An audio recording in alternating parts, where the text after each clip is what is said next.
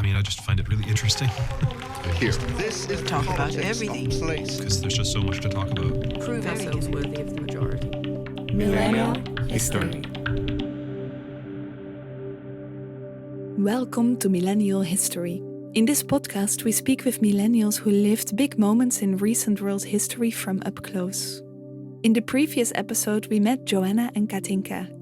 They were both born in Romania during the final years of the dictatorship of Nicolae Ceausescu. Catinca has always lived in Romania. Joanna was adopted from an orphanage into America when she was 4 years old.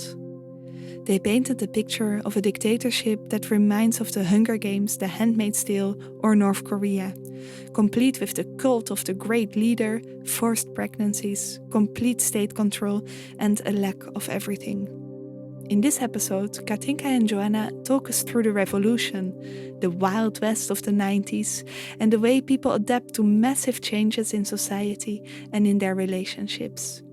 Here is what you can expect. Yes, it is true. What you have always thought, that you can only count on yourself, it's true. We're making a political system out of it. We're making an economical system out of it. Yes, fight among each other. The one who's strongest, the one who's smartest, the one who gets by the first wins. Life is not better. We're not richer. We just have more options that we can't take. The concept that I have the hardest time with is the idea that anything comes without a price, that anything is taken for granted. And so people then they give you pep talks and it's saying, oh yeah, but you'll have to experience difficult things in life, and you're really sitting there thinking, oh, they have no idea. My name is Andrea Voets. I am a musical journalist, and I'm joined in the studio by composer and sound designer Deane. All of the music you will hear has been offered by musicians from Romania. Let's go.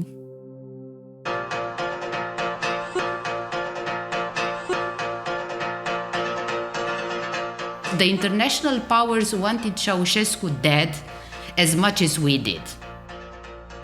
He was already an old, senile leader. His hands were trembling. It is impossible to perceive him as dangerous.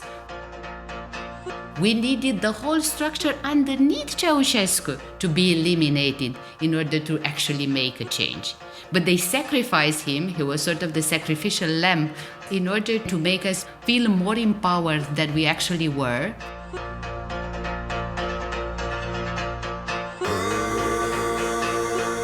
Everything has this aura of a show, this live show called the Revolution in Romania.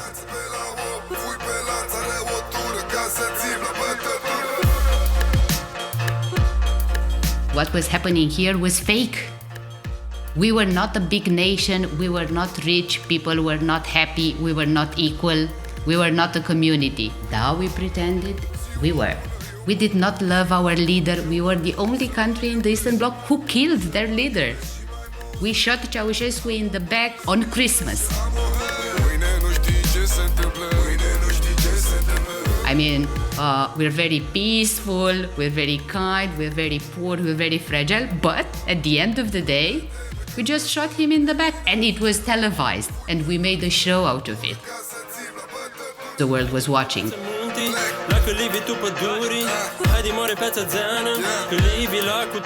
So we did this. We could have done this like 5 years ago, 10 years ago, just say, okay, we had enough, go through the streets and say, we don't want this regime anymore. Was that possible? All throughout the time, and we just did not do it? Crazy.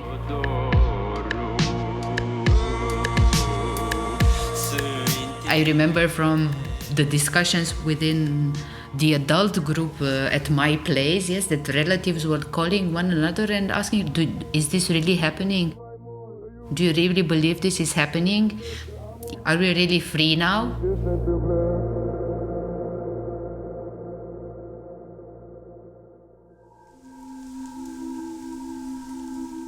It's one of the very few moments that I have just a super vague memory of all of us being brought into the same room and being told something important. And I don't remember what it was, but I'm certain that one of the workers in the orphanage said, okay, Ceausescu is down, so then that was a thing. There was a feeling of we were all in the same place being told something important, and that there was this collective sort of holding where you want to let the breath go, but you don't dare to let it go all the way because you're unsure of what does the future mean.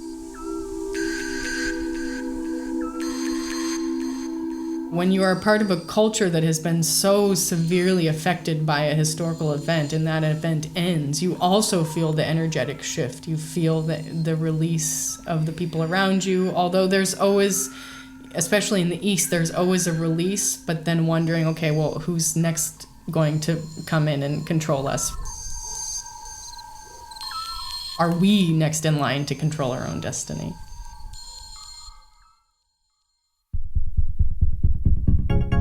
Follow me in the dark room where I need you the most. It was a sort of wild, wild west, the 90s in Romania. The people were completely shocked and their brains exploded. It was an explosion of small shops, that shops that were at the ground floor of buildings, and everybody had a small balcony, just opened it up to the street and sold there a bunch of random products. Yes, and a lot of businesses like that went bankrupt in a few years because there were just too many and because people did not have this economical culture, You had no concepts of marketing or distribution or saying, oh my God, if from an apartment build of 60 apartments, 5 of us have small shops at the ground floor of the same building, none of us has a chance to survive. You were always someone who was employed. You were never somebody who took decisions. You were never somebody who had a vision.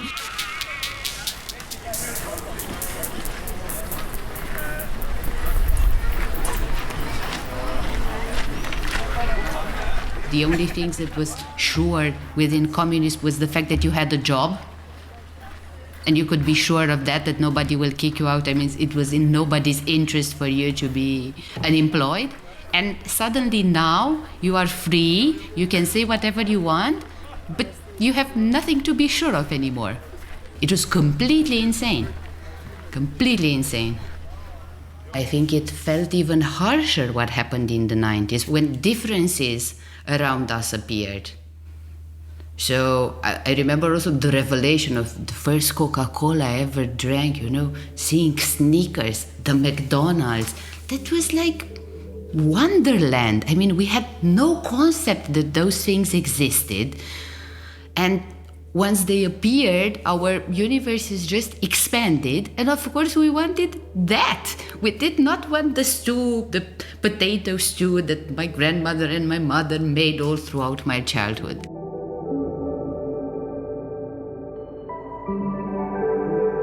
And for the first time ever, they were put in a totally different position of saying, we can't afford it.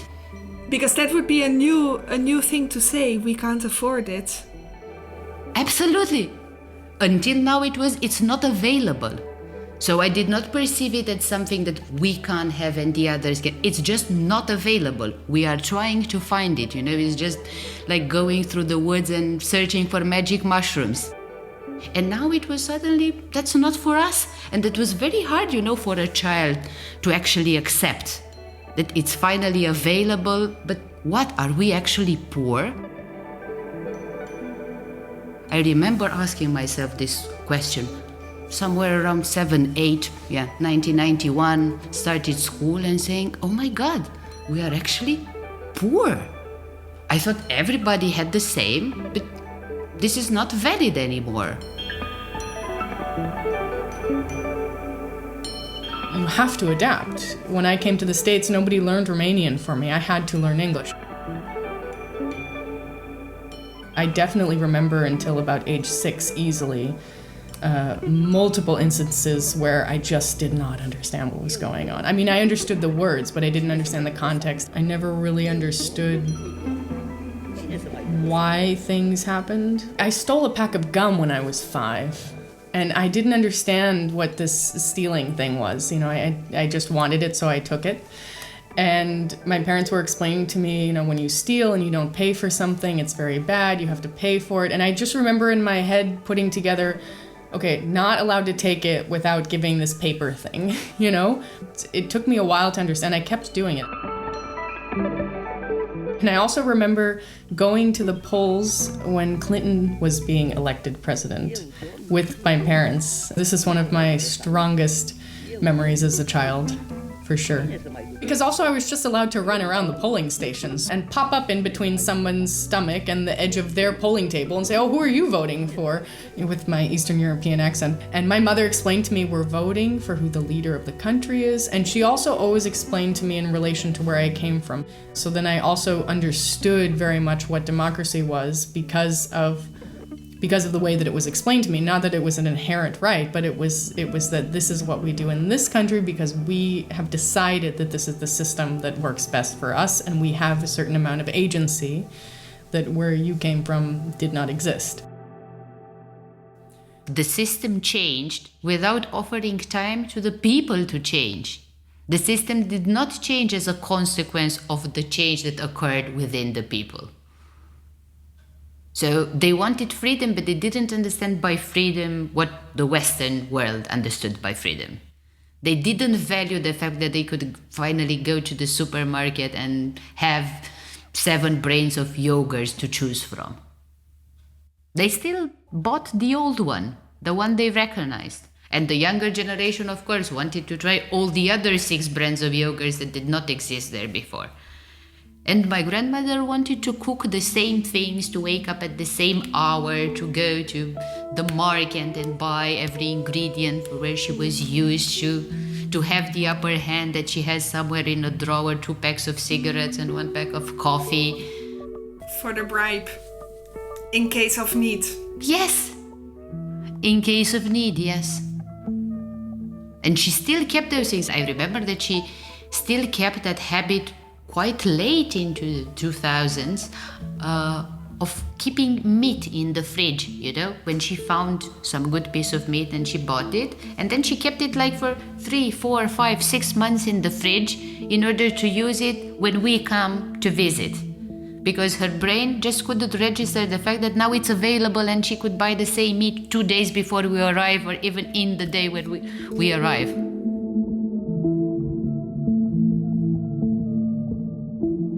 I remember the huge fights my parents had with my grandparents when we were going to visit. I mean, when my mother tasted the meat and said, this tastes like really old meat. And then my grandmother is smiling and saying, well, I bought it after Christmas. And everybody at the table realizing that that was 6 months ago or 7 months ago. And what do you do with that? Because the grandmother definitely spent like 3 days in the kitchen trying to cook the best things she could for us.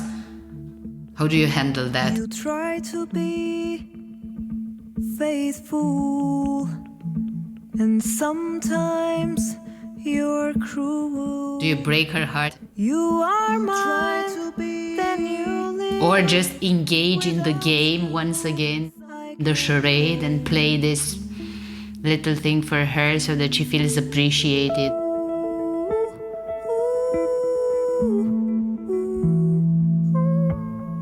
I remember at the beginning of the 90s, huge fights between my parents and my grandparents, because some were pro-revolution and changing the system and Western values, and the others were extremely reluctant and said, but we're fine here. And me as a child saying, oh my God, you complained all throughout my childhood that we don't have enough, and now you're saying that it was fine, it is fine, everything should remain as we know it. Isn't this absurd? And it took me a lot of time to understand that actually their fear of something new was greater. At least they knew how to get by in that system. They trained themselves all throughout their lives in order to be able to get by. As time passed by, I realized, she was not ready for a revolution. She spent all her life trying to adapt and accept this system. I also lived throughout my parents' disappointment. I mean, how this revolutionary spirit died in them as well. So after the disappointment of my grandparents, and as the economical situation in Romania got worse within the 90s, the grandparents said, well, weren't we right? That it was better during communism? Why did you need the revolution? Why did you risk your life? Why did you risk orphaning your child by going and fighting with those guys? When you see, life is not better.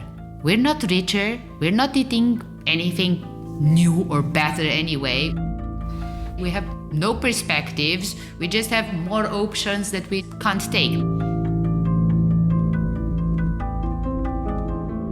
The concept that I have the hardest time with is the idea that anything comes without a price, that anything is taken for granted.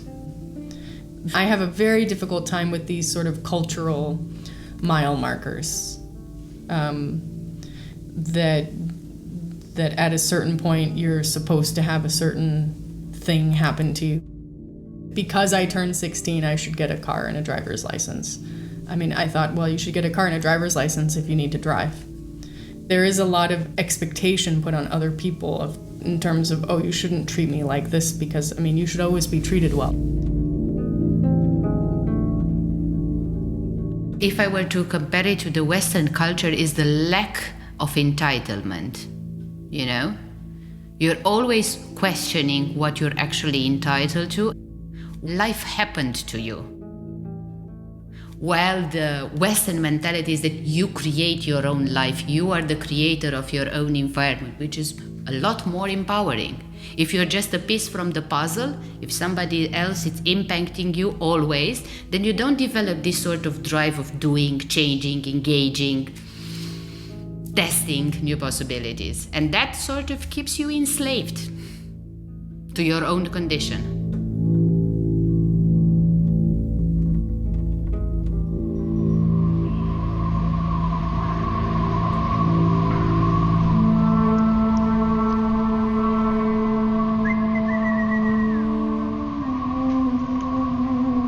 We were never in the position of deciding for ourselves. And now, 30 years after this so-called revolution, there is nothing that grew in a nurturing way within the souls of the people.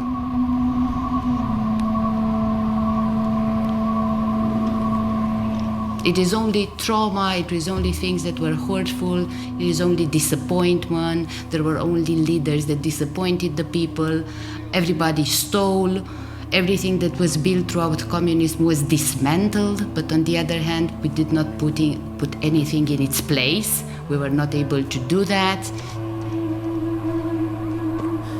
Sometimes in situations where I'm told, yes, this opportunity will be happening for you, and I always think, oh, that's so great. We'll just wait and see.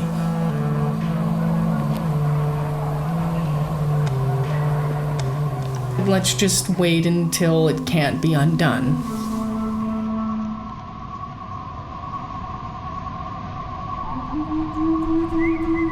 Because I just know how easily our realities can be changed. When Corona happened, I thought to myself, this is the new reality. A lot of my teachers, and it came from a very supportive place of, but Joanna, it's okay, the future's gonna be fine, we'll go back to normal, we're coming back to school in 2 weeks. No, we're not. I knew it.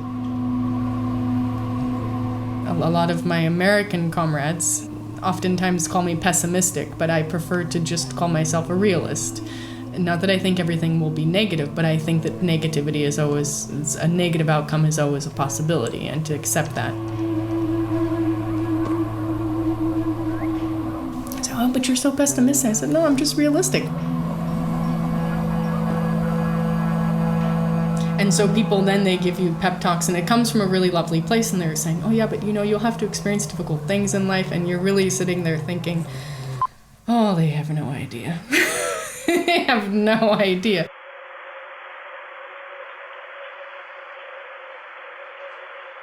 Romanians, you can feel that they've internalized all their experiences from living under the restrictions of the communist regime. Basically, everybody is very closed and keeping to themselves. And I noticed this when I was there in 2015, that there was a closedness. They are not sort of open for business, for social business. I feel it immediately, the difference. You don't have to look everybody in the eye and say hello. The relationship with the party and the political system was considered as more important than any personal relationship, than family, than collective, than partnerships, and anything else. You get this energy, this fuel, from the contact with people, from not being afraid of the contact with the other. I don't think it's about communism, it's rather about dictatorship. You lack this natural ability of creating bonds. You either put too much value, risk being extremely disappointed, or you only focus on yourself, a bit disconnected from the world, disconnected from the others. Though the official philosophy was we are all together and we should help each other, what happened in the 90s, the non-collective philosophy that the people engaged in, now it became the rule. Now it was official. Yes, it is true. What you have always thought, that you can only count on yourself, it's true. We're making a political system out of it. We're making an economical system out of it. Yes, fight among each other. The one who's strongest, the one who's smartest, the one who gets by the first wins. There's nothing more besides that. We're not going to pretend that we're building a great nation, a great future. It is what it is. Now it's your time to get rich.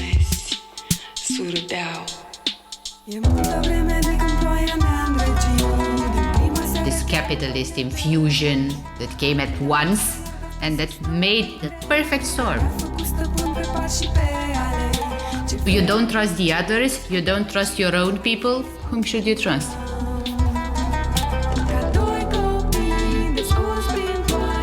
I cannot imagine this, that trust is such a basic problem. Yes, of course, because you lived completely different experience, and usually when I talk to people from other countries, they have resistance, and rationally they understand it and they accept it. They don't have like an emotional representation of these concepts and of the way they actually affect the people.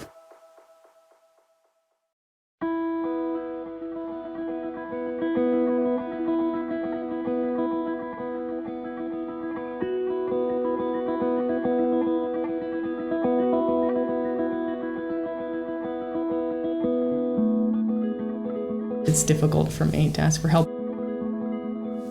If you ask someone for help, then you are a little bit owing to them and never wanting to feel like I owe people things. I can do it on my own. It's safer that way. It's more protective. The idea of being adopted is, oh, you were chosen, you were saved, you should be grateful. Somehow you were also sort of expected by society to pay back some sort of debt that you have accrued, even though it wasn't my choice. I didn't say, hi, please adopt me, I'll pay you back by solving cancer. I certainly don't ever have this feeling that things are owed, that things are just there for the taking. And I see this a lot with people that are not adopted, that they do have this mentality of the world is my oyster. It's just there for me to do what I want. We have to somehow be grateful for being adopted. But what if you're adopted into a family of alcoholics that also beat the living daylights out of you? But you're still supposed to be grateful because you're not in Romania. There is always this assignment of gratitude, assignment of societal responsibility, because you were saved, so you have to, I have to make the investment worth it. I was standing in front of the mirror this morning, and I was looking at my face, and I thought, does my face look Romanian? Do I look Romanian? I must have been in my teens, maybe 15 or 16, I want to say. I had quite an argument with my mother, and I said, I want to go back to Romania, and I want to get my Romanian citizenship. And she said, over her dead body. And she also said, well, you're mine.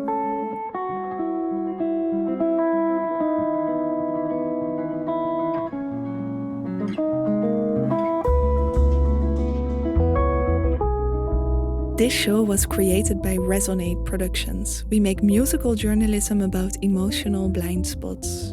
Many thanks to all the musicians who donated their songs to help to tell this story.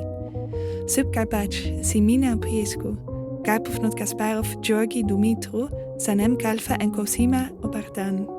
You can find all of them on facebook.com/musicaljournalism. In the third and final Romanian episode, Catinca and Joanna will dive deep into their own generation of the children of the decree, the kids that had to be born because of Ceausescu's birth politics. How do you shape your sense of self, relationships, and even a whole new society when you did not have a stable start in life? See you next time.